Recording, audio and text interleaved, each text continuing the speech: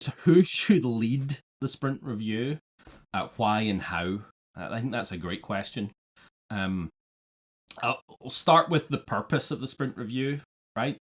The purpose of the sprint review is to get the best possible information from the stakeholders in order to maximize the value of the next sprint, right? The product backlog is in the best possible state. It's got all of the things that we need in it. We've absorbed we've brought together the information from, what we've done in the last 2 weeks in the product, what's happened in the last 2 weeks in the business, what's happened in the last 2 weeks in the market, and we're mushing that together and actually updating the product backlog. So when we walk out of sprint planning, we have that updated, as up to date as we can, as effective as we can, product backlog, so we maximize the value that we deliver.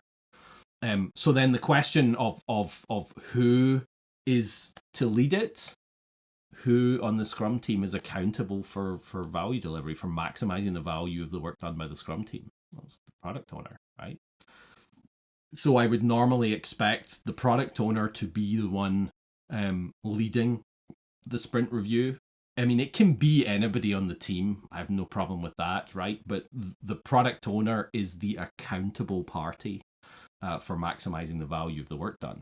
So it's in their best interest to make sure or enable that the sprint review is as valuable as possible. And quite often that means they are the facilitator, right? They are the ones who are getting the most out of it, right? Because that's their accountability. They're ensuring their accountability. So perhaps they should create the flow of the sprint review. If you're a product owner, what do you need from your stakeholders this sprint, right? That's what you're trying to get to. How are you going to create and organize that event so that you maximize the chance of you getting the information that you need in the time that you need it, having the conversations that you need during that event. So how do you run it? Wow, that any way you like, as long as you get to the outcome, right? I don't really care how you run it. Some teams do demos, some teams don't do demos, right? Because they're already in production. Perhaps a flow that I kind of like. I have it documented on my website, but a flow I kind of like is you need to the product owner should be setting the scene at the start, right? What's the current vision of the product? Let's reset. This is what we're talking about, is the vision. That's what we're trying to get towards. What's the current product goal, right? What's our current short-term our intermediate strategic goal that we're trying to get to? And then what was our tactical goal this sprint? What was it that we're actually focused on?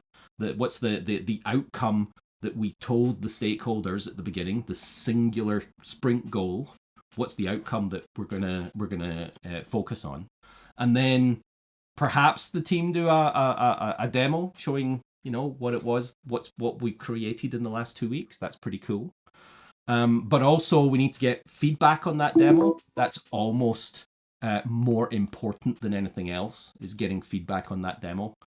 But then if that's the end of your sprint review, then you're missing out on a lot of extra stuff, because perhaps we need to have a conversation about we need to have a conversation about what's happened in the business.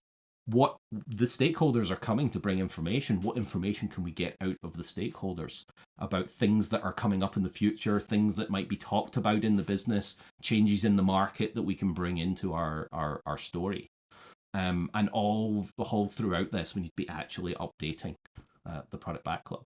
So I think there's lots of ways to run that, but those are the key information pieces that we need to get by the end of it. So run it however you like, whoever you like can facilitate it, but ultimately the accountability that we're fulfilling here is the product owners. Thanks for watching the video. If you enjoyed it, please like, follow, and subscribe.